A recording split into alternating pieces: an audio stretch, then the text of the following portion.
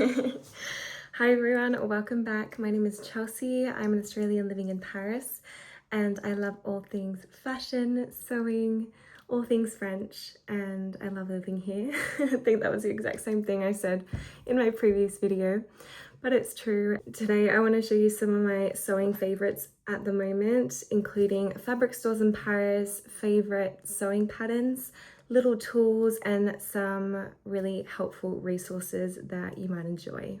We'll start off with the fabric stores. I'm very grateful to be working in an area of Paris where there are a lot of fabric stores, and I love to escape to them during my lunch break. They get me so excited and I feel so inspired. It's a little bit dangerous because I feel like I often end up buying something, but it's really lovely. So I'm going to show you a couple of my favorite fabric stores in that area. Hello, I am currently in Sentier, which is in the center of the city. I've done a lot of exploring in this area and there are some really gorgeous fabric stores, two in particular that I want to show you. Let's go.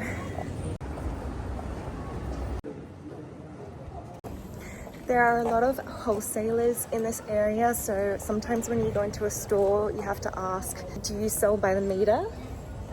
I think that's also another wholesaler. But it's really great. Like this, as well as Montmartre, is the other big fabric store area in Paris, and it's really nice to have them all close together.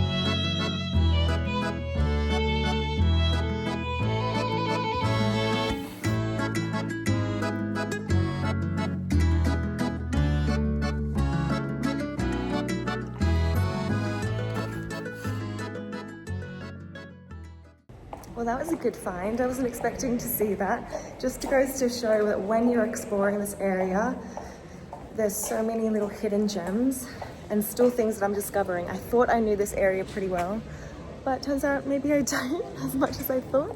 There's another store here that I visited last week. Let me show you. As well as the neighboring one.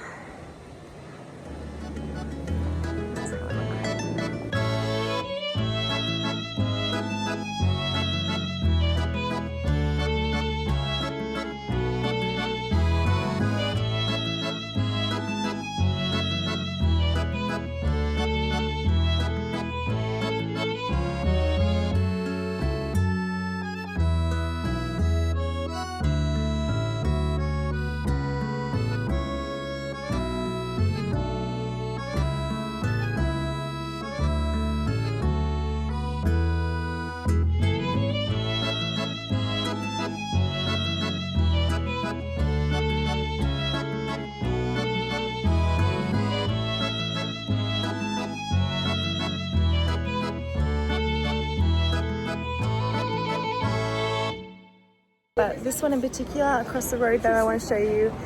It's really famous on Instagram from all their reels of throwing up the rolls of fabric, and they just go viral. They've got beautiful fabrics, and I spoke to the guy, Eric. He's very nice, so I'll show you the inside. Can I squeeze through there? Hop là. Here we are.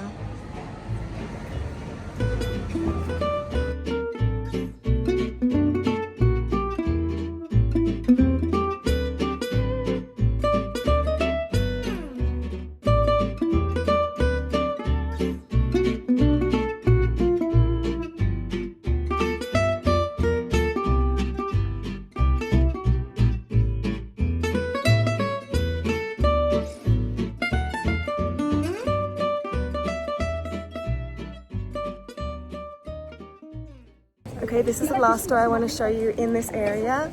I've done a collaboration with this brand before. The ladies are really sweet, and there's also a secret passageway to the upstairs section and a lot more options. So probably my favorite in all of Sentier. If you're coming to Paris and you don't have a lot of time, this has to be on your list.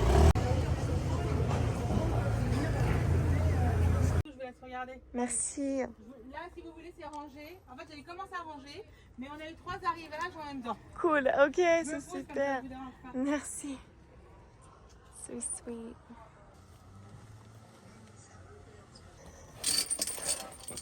Steep staircase. I don't even think I'm showing you how steep it is, but it's like so, you have to be so careful. That's why it's important to not bring too much stuff when you're fabric shopping. Obviously, if you buy bags of fabric, then that's fine, but if you can come with as much hand space as possible, then that's great. Okay, it's beautiful down here.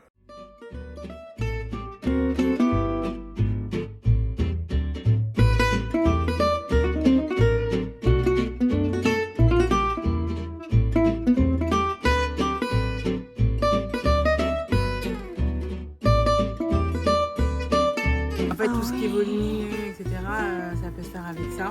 Beaucoup de robes de mariée, on fait à la base en ce moment, mais du coup, j'ai fait pas mal de couleurs. Pas mal de couleurs. Wow. Et après, on a ça aussi qui est arrivé, je pense. Et on a rentré 15 couleurs.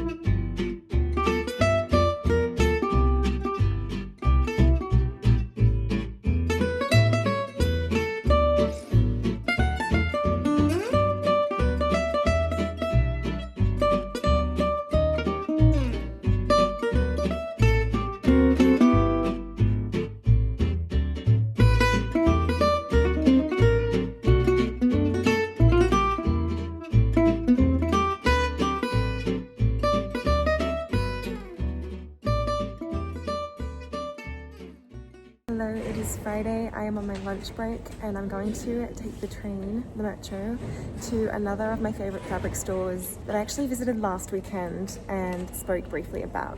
Let's go.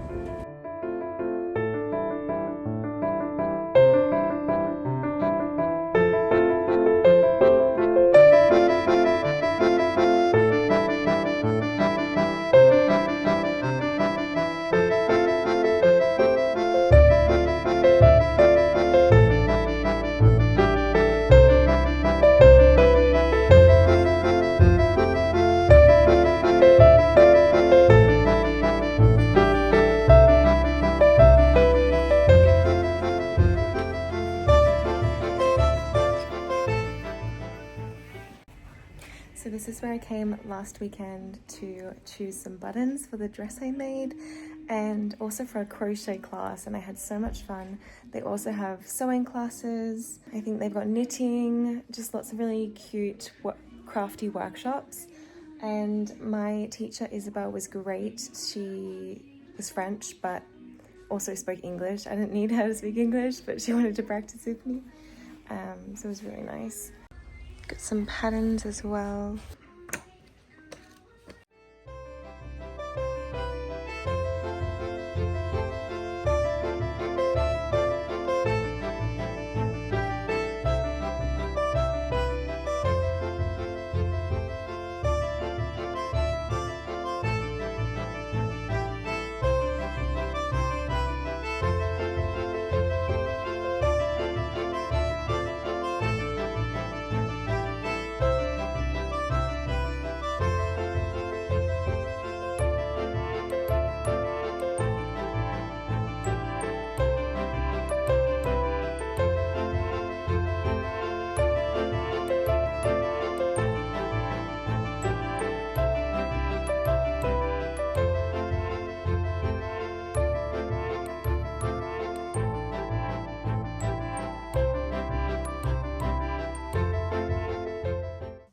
So at this store, I made a little purchases.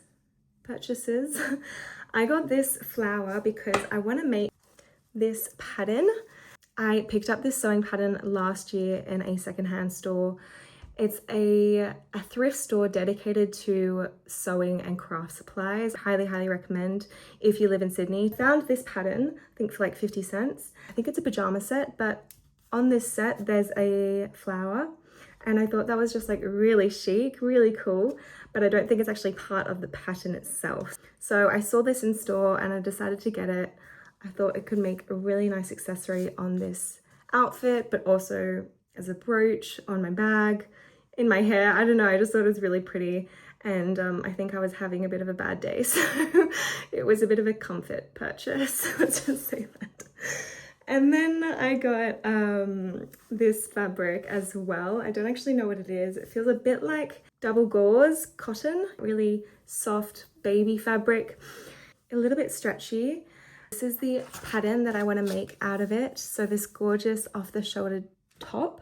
I love this like really soft feminine tonal look. There's just something so elegant and feminine about it. So moving on from fabric stores in Paris, I should mention though that there is another huge fabric store suburb or area in Paris in the 18th in Montmartre. And this is probably the main area for fabric stores. So if you're coming to Paris, I highly recommend spending a day going through all these shops. It's so beautiful. They have incredible fabrics. And in this area, I found 2 amazing fabrics that I purchased recently and showed you in a previous video. So it's worth also checking out that area if you're coming to Paris.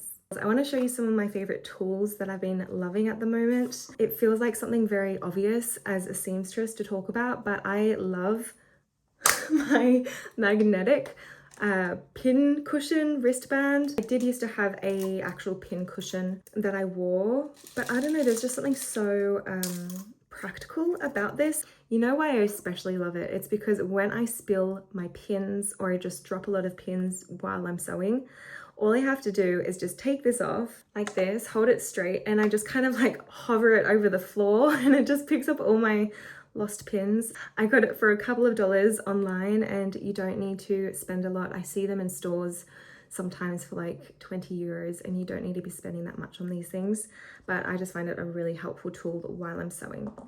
I also really love my water erasable pen. So I use this when I'm sewing to make note of any of the markings, you know, the circles or the triangles that help align your pieces when you're joining seams. You could use chalk or heat erasable pen, but I find those pens, the ink doesn't come out very well, and I find chalk just, I don't know, not super efficient. You kind of have to like scrub it off afterwards. So I do a bit of drawing.